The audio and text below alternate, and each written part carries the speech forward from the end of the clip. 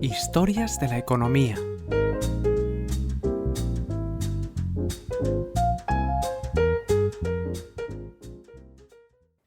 Episodio 124. Exprimir el dolor hasta la muerte. La crisis de los opioides.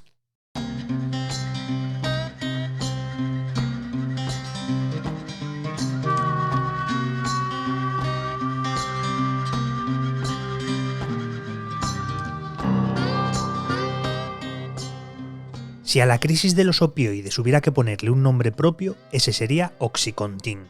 Si se nos permitiera adjudicarle dos, Purdue Pharma estaría el siguiente en la lista.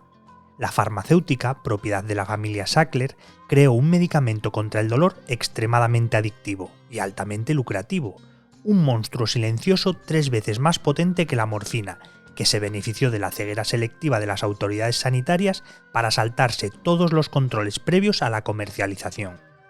Como el lobo con piel de cordero que se camufla entre el rebaño para atacar por sorpresa, la oxicodona se coló en decenas de miles de hogares de personas de toda edad y condición con la promesa de calmar su angustia y acabó destruyendo miles de vidas. Nos adentramos en uno de los capítulos más violentos de la historia de Estados Unidos. Hola, soy Javier Calvo y voy a tratar de explicar el origen de la crisis de los opioides en Estados Unidos y sus consecuencias.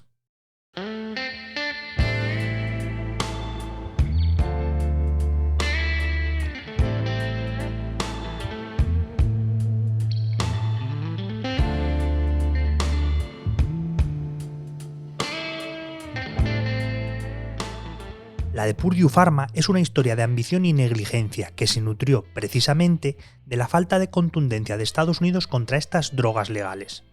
En 1996, la farmacéutica, propiedad de la familia Sackler, que son una auténtica institución en el país, puso en marcha una agresiva campaña para comercializar Oxycontin, un analgésico opioide contra el dolor crónico, que se vendió como menos adictivo que otros ya existentes en el mercado. El éxito fue rotundo y las recetas del fármaco se dispararon en poco tiempo. Por detrás se creaba un monstruo.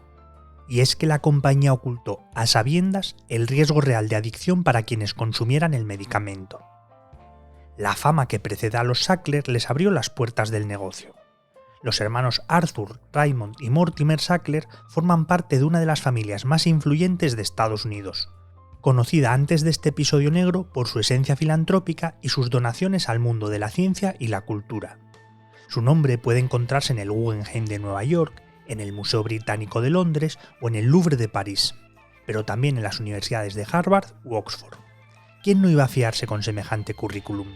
El carisma y la sed de gloria que desprendía el clan familiar fueron ingredientes necesarios para poder convencer a casi todos para llevar al Oxycontin a lo más alto. Arthur, médico por vocación y empresario de profesión, era el mayor de los hermanos y fundó Purdue Pharma.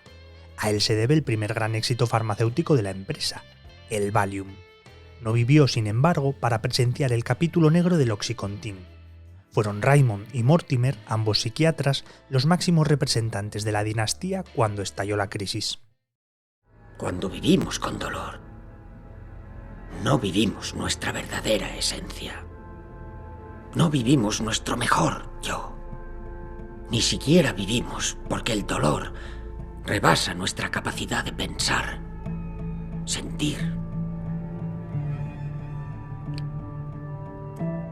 e incluso amar. La frase la pronuncia el personaje que representa a Richard Sackler en Dopsic, una de las últimas ficciones realizadas sobre esta historia, y encapsula a la perfección el eslogan que hizo que la farmacéutica finalmente se embolsara $35.000 millones.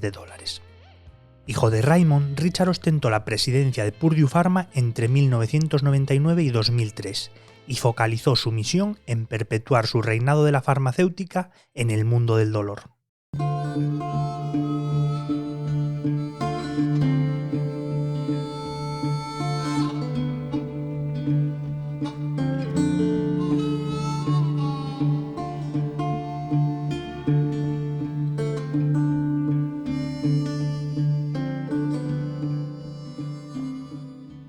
Ya lo hacían con MS Contin, un un superventas de la farmacéutica que liberaba sulfato de morfina para calmar a los pacientes con dolor moderado o grave por cortos periodos, como los enfermos de cáncer, por ejemplo. Pero ante la inminente expiración de la patente, a finales de los años 80, había que pensar algo para seguir dominando ese mercado. La solución pasaba por ampliar el target y adentrarse en el dolor moderado, prolongado o crónico, como dolores de espalda, artritis, lesiones permanentes. Oxycontin sería la salvación de esos pacientes. En casos graves, el posible desarrollo de una adicción pasaba a un segundo plano. Lo importante era evitar la muerte del enfermo. Pero convencer a los médicos de asumir ese riesgo en el caso de pacientes menos graves o crónicos exigió de los Sackler un mayor esfuerzo, pero que la salud no te arruine un negocio millonario. No solo escondieron los efectos de la oxicodona con estudios falsos, que aseguraban que liberarían del dolor a los pacientes, sino que llegaron a corromper los controles de la Administración de Alimentos y Medicamentos, la FDA, y el regulador les dio el visto bueno a la comercialización pese a las dudas existentes. De hecho, Purdue Pharma consiguió que diera por válida una teoría no respaldada por ningún ensayo clínico que afirmaba que la formulación de acción prolongada reducía su atractivo para los potenciales drogadictos, que preferían otros analgésicos de acción más corta, como la Vicodina, porque conseguían un efecto más rápido. La campaña de marketing fue voraz. Purdue Pharma contrató una legión de comerciales y representantes de ventas cuya única misión, a cambio de jugosas comisiones, era agasajar a los médicos de diferentes ciudades y estados para conseguir que recetaran Oxycontin. Incluso utilizaron alguna mentira que iba más allá de la consentida por la FDA. Llegaron a afirmar que el Oxycontin era menos adictivos que los opioides de la competencia. Les invitaban a comer, les llevaban de viaje, hasta convencer incluso a los huesos más duros de roer. Pero funcionó, y las recetas se multiplicaron al mismo ritmo vertiginoso al que los pacientes se enganchaban a su efecto relajante.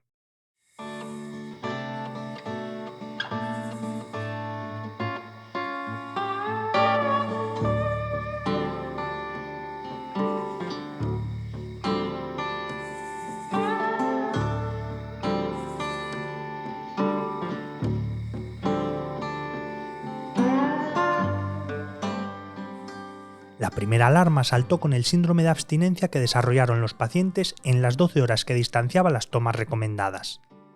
Acudían a la consulta para pedir al médico más dosis en un intervalo de tiempo menor. Luego vinieron las muertes por sobredosis de enfermos a los que se había recetado Oxycontin para tratar un dolor crónico. Y después la epidemia se trasladó a la calle. El Oxycontin era fácilmente manipulable para esnifar o inyectar, y diluido era mucho más peligroso. Incluso el prospecto indicaba que machacar las píldoras aceleraba el efecto de la oxicodona y aumentaba el riesgo de sobredosis. Con el mercado negro de estas pastillas desbocado, las primeras muertes llegaron a los pocos meses. El trapicheo con las prescripciones médicas, con arrestos de médicos de por medio y los robos a clínicas y farmacias para conseguir el fármaco, dispararon otro negocio. Un comprimido de 30 miligramos que costaba $1 en una farmacia se vendía a $40 en la calle. Purdue Pharma guardó en el cajón las advertencias que le llegaban de investigadores, no solo de Estados Unidos, sino también de Canadá. No informaba de los hallazgos ni a la FDA ni a sus comerciales.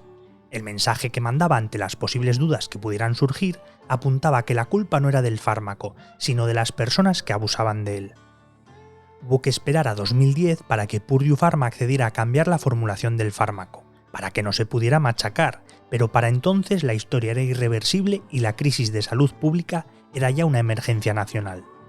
El producto comercializado por los Sackler, a quienes el periodista Radden Keefe retrata en su libro El imperio del dolor, abrió la puerta a la epidemia de los opioides en Estados Unidos. Se estima que desde 1999 esta adicción ha matado a 500.000 de personas en el país.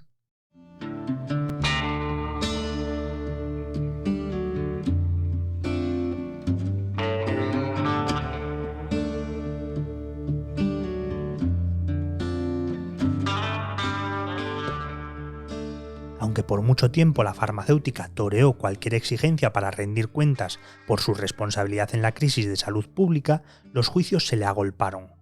Decenas de ciudades y estados denunciaron a la farmacéutica, mientras ésta mantenía su negocio intacto. Hay que avanzar hasta 2007 para registrar la primera vez que la empresa de los Sackler se declaró culpable, previo acuerdo con la justicia, de cargos criminales por el etiquetado erróneo del Oxycontin, aunque consiguieron esquivar las acusaciones por negligencia severa. El paso por el juzgado se saldó con algo más de 630 millones de dólares en multas y unos cuantos servicios comunitarios que tuvieron que realizar algunos directivos, entre ellos el director ejecutivo de la empresa, Michael Friedman, y su máximo responsable médico, el Dr. Paul Goldenheim. Los Sackler despacharon las primeras acusaciones de ocultar el poder adictivo del Oxycontin, asegurando que no estuvieron al tanto del efecto nocivo que provocaba el medicamento que ellos mismos habían creado hasta después del año 2000. Tampoco del creciente abuso que inundaba las calles. Sin embargo, un informe confidencial del Departamento de Justicia, desvelado en 2018 por el New York Times, confirmaba que constaban correos internos que destapaban que Purdue Pharma conocía el abuso significativo de Oxycontin desde poco después de introducirlo en el mercado, en 1996. Según ese texto, la compañía había ignorado diversos informes que incluían advertencias de que las pastillas se habían convertido en una poderosa droga callejera, desplazando a otros opioides ilegales como la heroína. Incluso eran conscientes de que algo similar ya ocurría con el predecesor MS-Contin, que también se manipulaba para ser inyectado. Terence Woodworth, un funcionario de la DEA que investigó Purdue Pharma a principios de los 2000, lamentó que la justicia hubiera desperdiciado una oportunidad de oro para lanzar una seria advertencia a toda la industria farmacéutica. Tampoco quedaron convencidos varios exfuncionarios del gobierno después de que se guardaran las pruebas de los fiscales que confirmaban que los Sackler estaban al tanto de testimonios que circulaban en diferentes chats ya en 1999, donde los drogadictos reconocían estar inhalando Oxycontin. Sin embargo, el litigio sería largo, pese a los intentos de la familia por llegar a acuerdos para cortar la vía judicial.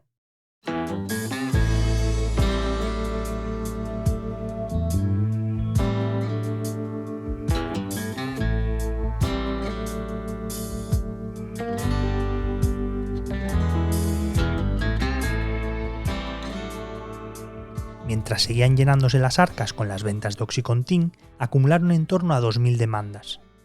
Pero la credibilidad de los Sackler ya estaba tocada, y las instituciones que una vez recibieron su ayuda con gratitud borraron cualquier vínculo.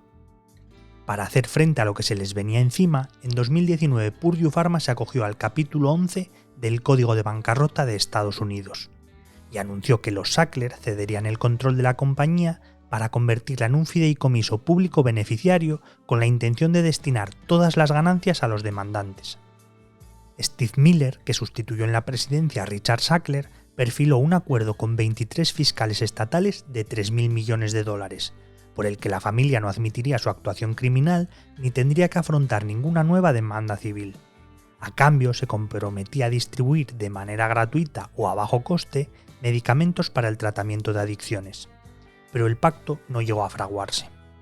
A finales de 2020, la farmacéutica se declaró culpable de obstaculizar el trabajo de las autoridades, comprar a los médicos para que recetaran su fármaco y no implementar medidas para sacar su medicamento de la calle.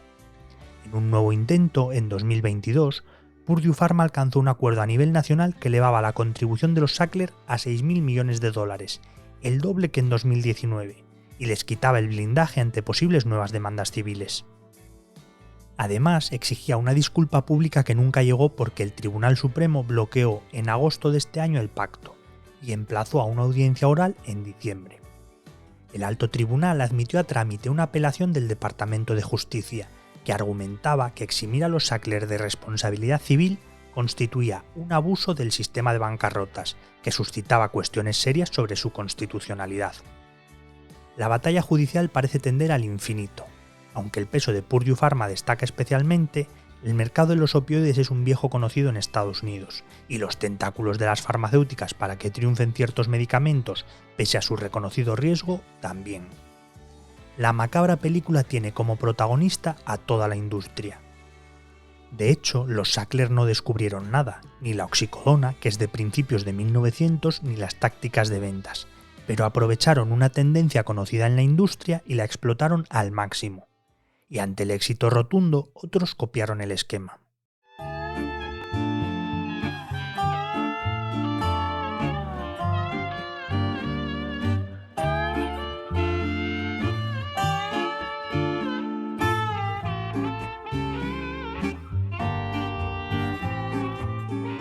el verano pasado se cerró el que es, hasta la fecha, el mayor acuerdo en Estados Unidos en la crisis de los opioides. Implica a la farmacéutica Johnson & Johnson y a las distribuidoras McKesson, Cardinal Health y AmerisourceBergen, que asumirán $26.000 millones en compensaciones por alimentar el fuego de las adicciones a los opioides durante más de 2 décadas. Y eso solo en cuanto a estas 4 compañías. Hay más litigios en el aire. Endo, Janssen, Allergan o Teva también tendrán que enfrentarse a distintos procesos por contribuir al 500.000 de muertes a costa del dolor. La inercia empresarial es puramente lucrativa y da la espalda a los riesgos para la salud pública. La prueba de la impunidad de este negocio está en el fentanilo, que ha metido de lleno a Estados Unidos en la que se considera su 4ª ola de la crisis de los opioides. Este opiáceo sintético, hasta 50 veces más potente que la heroína y 100 veces más que la morfina, amenaza con batir récords. La droga zombie, como se le conoce por los efectos que tienen los consumidores, ya se ha convertido en la principal causa de muerte en las grandes ciudades del país. El dato es relevante ya que de media se registran 1.500 fallecimientos a la semana por consumo de opioides. Detrás del 96% de ellas está el fentanilo, la última promesa envenenada contra el dolor.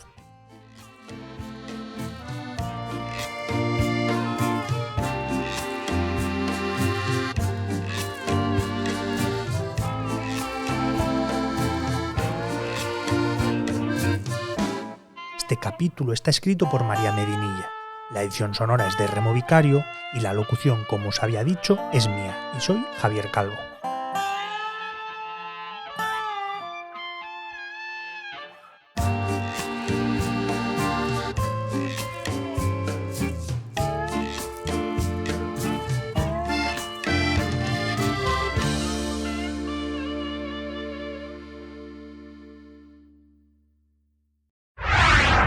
El Economista Podcast.